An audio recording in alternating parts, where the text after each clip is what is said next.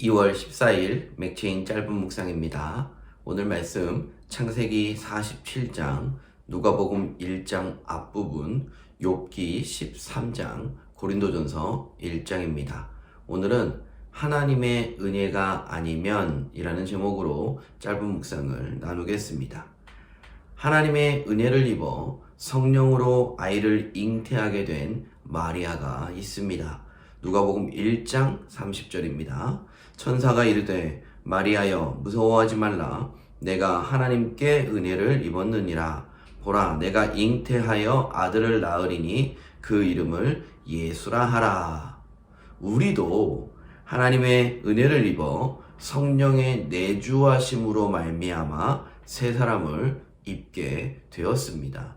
마리아의 경우와 똑같지는 않지만 영적인 원리는 크게 다르지 않습니다. 그리고 우리도 마리아와 늘상 같은 고백을 하게 됩니다. 38절입니다. 마리아가 이르되 주의 여종이오니 말씀대로 내게 이루어지이다. 하나님의 은혜를 입은 야곱과 그의 가족들이 또 어떻게 처음부터 애굽 땅에서 풍요를 누리는지도 살펴보십시다. 애굽 사람들은 목축을 가증히 여겼다고 성경이 말하고 있습니다. 그래서 오히려 목축하기에 좋은 고센 땅의 라암셋을 그들이 거주할 곳으로 쉽게 얻을 수 있었습니다. 여기에 덧붙여 바로가 한마디를 하지요. 창세기 47장 6절입니다. 애굽 땅이 내 앞에 있으니 땅의 좋은 곳에 내 아버지와 내 형들이 거주하게 하되 그들이 고센 땅에서 거주하고 그들 중에 능력 있는 자가 있거든 그들로 내 가축을 관리하게 하라.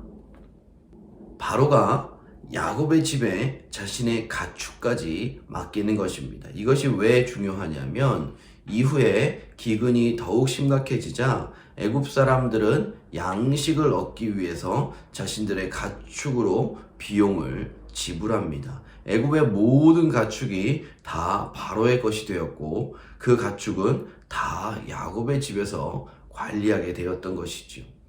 이전에 야곱의 아버지 이삭이 누렸던 100배의 결실보다 이번이 어쩌면 훨씬 더 많은 결실이 맺어졌을 수도 있을 것 같습니다.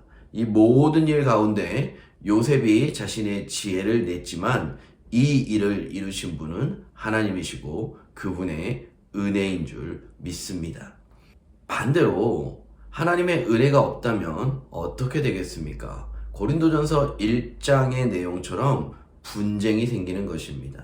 하나님의 은혜가 없고 또 그 은혜를 알지 못하면 자연스레 사람이 높임을 받게 되어 있고 이는 결국 분쟁과 분열로 이어질 수밖에 없는 것이지요.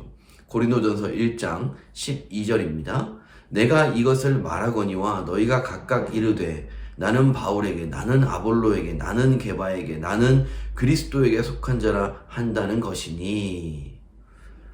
그러므로 우리는 늘 우리 삶 가운데 그리고 교회 가운데 하나님의 은혜가 넘치기를 기도해야 하는 것입니다. 욥의 기도를 통해서 우리가 정말 두려워해야 할 것이 무엇인지 한번 살펴보십시다. 욥기 13장 20절입니다.